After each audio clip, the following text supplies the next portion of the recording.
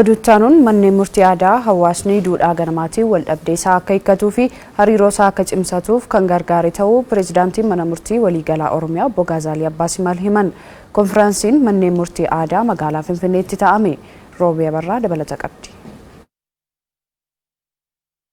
Konfiraansiin manneen murtii aadaa Oromiyaa bakka qooda fudhattoonni argamanitti magaalaa Finfinneetti gaggeeffameera. Manni murtii aadaa labsiin deeggarame uummanni Oromoo duudhaa isaa ganamaatti akka deebi'uuf kan hundaa'e ta'uu pireezidaantiin mana murtii waliigalaa Oromiyaa Obbo Gaazaalii Abbaasimaal himaniiru. Manneen murtii aadaa hundaa'uun isaanii uummanni hariiroo isaa cimsatee wal dhabdee qabu akka hiikkatus ta'eera jedhan. Kunis dhaqqabummaa dabaluu baasii xiqqaan naannawaa isaatti akka argatu gochuutiin bu'aa guddaan kan argame ta'uu himuun naannoleen biroos muuxannoo kan akka fudhataniif manni maree bakka bu'oota uummataa kallattii kaa'uusaas yaadachiisaniiru.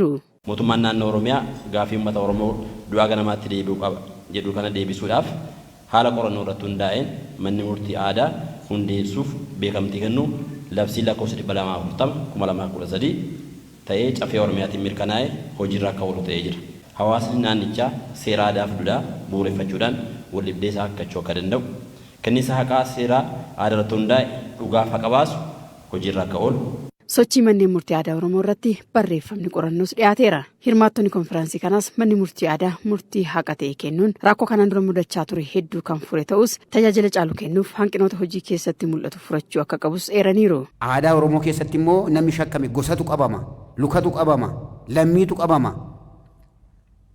Hawaasummaa keessaa baatu jedhamee karaa sana aadaa Oromootti gaafatama. Oromoo fala ta'e. Oromoon kaleessa nutu biyya jiraanu gaafadhaa mana murtii idilee duraan nama dhaabatu yoo argitan gabayaa fakkaata. Amma hin jiru. Maaltu dhabamsiise? Mana murtii gandatti argate. Baasiit irraa hafe.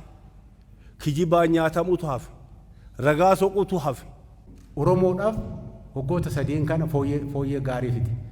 Waan jajjabduu fide. Waan jajjabduu fide kana hoo waan gaarii fide kana hoo duudhaaf safuu Oromoo bakkatti deebisuu kan dhufe kana hoo namni hojjetu dogongoruun hin oolamu. Namni hojjetu hojii keessatti dogongoruun hin oolamu.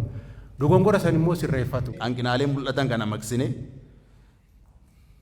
manneen murtii aadaa keenya kan calqabaas haa ta'u kan ol dabarfataa jabeessuu keessatti shoora duraa eegamu akka manneen hojii mootummaatti akkamittiin baachuu qabna kan jedhu akka mana hojii keessatti maal keessaa fudhannee galla kan jedhu ilaaluun baay'ee murteessaadha jechuudha. Kitaabni murtiiwwan barsiisoo ta'an mana murtii aadaa Oromootiin kennames barreeffamuun eebbifameera.